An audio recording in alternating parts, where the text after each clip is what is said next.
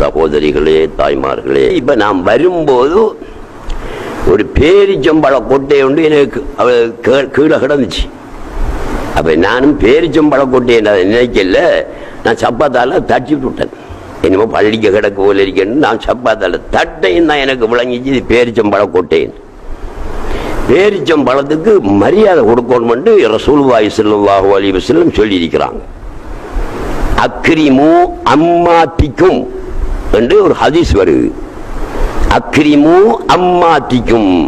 அம்மத்தண்டா என்ன தம்பி? மாமியா அம்மத்தண்டா? கொஞ்சம் மாமி தானே? அக்ரிமு அம்மாத்திக்கும், உங்களுடைய மாமிமார்களை கண்ணியப்படுத்துங்கள். உங்களுடைய மாமிமார்களை கண்ணியப்படுத்துங்கள். பொன் தருவாக என்றா மாமிமார் கண்ணியப்படுத்தினா தான் மகளை தருவாங்க என்ற கண்ணியப்படுத்த சொன்னாங்க ரசூலுல்லாஹ். அதுல சொல்லல, பேரிச்சம் பழத்தை ரசூலுல்லாஹி ஸல்லல்லாஹு அலைஹி வஸல்லம் மாமி என்று குறிப்பிடுகிறார்கள். அக்ரிமு அம்மாத்திக்கும், உங்களுடைய மாமிமார கண்ணியப்படுத்துங்கள், சங்க செய்யுங்கள் என்றால் பேரிச்சம் பழத்துக்கு சங்க செய்யுங்கன்னு அர்த்தம். காரணம் என்ன தெரியுமா? ஆதம் அலைஹிஸ்ஸலாத்து வஸ்ஸலாம் அவர்கள் அல்லாஹ் சுப்ஹானஹு வ தஆலா படைச்சதுக்கு பிறகு படைச்சிட்டு கொஞ்சம் மண் மிஞ்சிச்சு.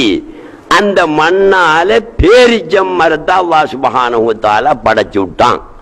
அப்ப வாப்பாட சகோதரி யாரு? யாரு? மாமி.